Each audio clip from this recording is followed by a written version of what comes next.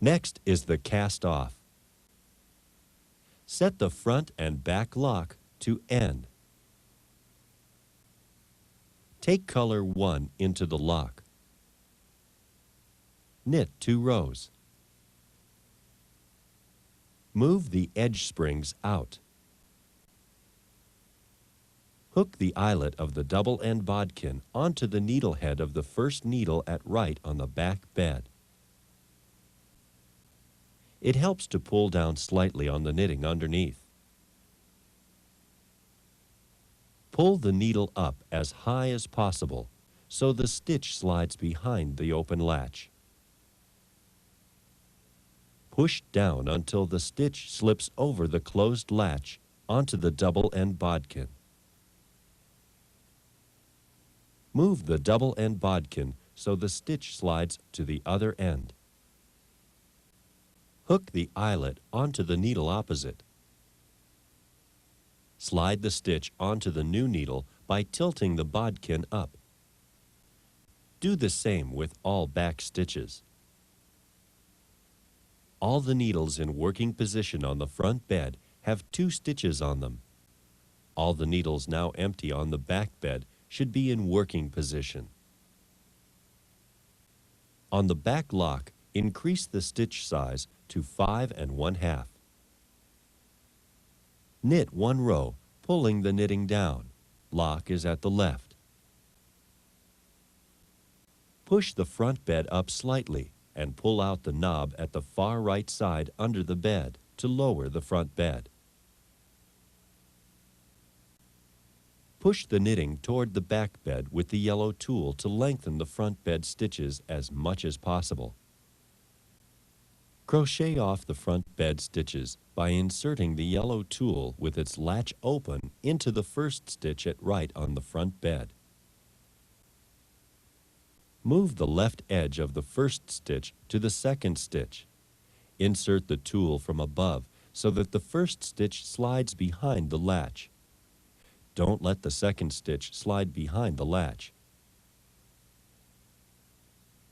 Pull the second stitch up through the first stitch until it closes the latch and slides over the second stitch. While pulling the second stitch, always pull in the direction of the next stitch. If it is pulled away from the next stitch, the stitch will pull too tight or drop into the hook of the needle.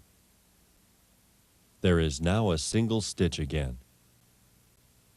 Repeat this to the left end of the knitting. Do not worry about the needles on the back bed. Notice that these are not stitches, but are just loops going from one stitch to another and will not unravel.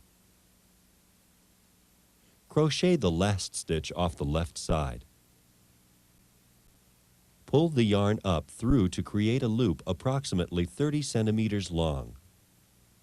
Break the yarn in the loop. Wrap the end attached to the cone around the NX lever.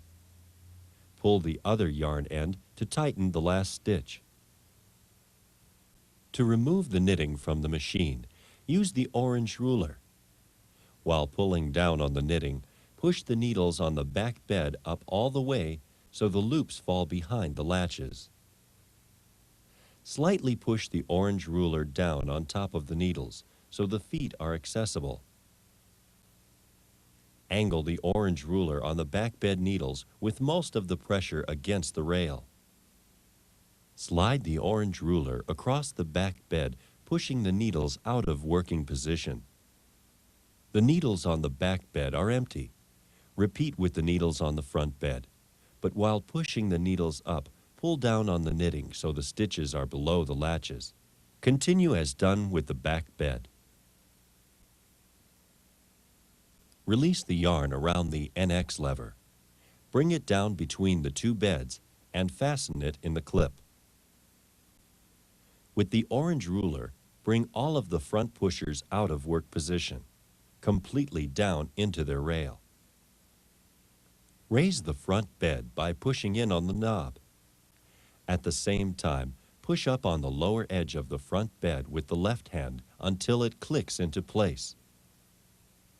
Bring the lock to the right of the bed. The scarf is knit.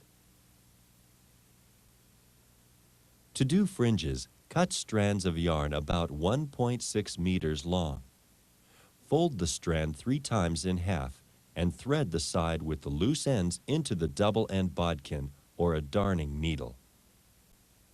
Hold the small side of the scarf in one hand and put the needle from bottom up through the edge of the scarf. Pull the needle out, but before tightening the fringe, slide the needle through the 4-ply loop. Put fringes as close to one another as desired.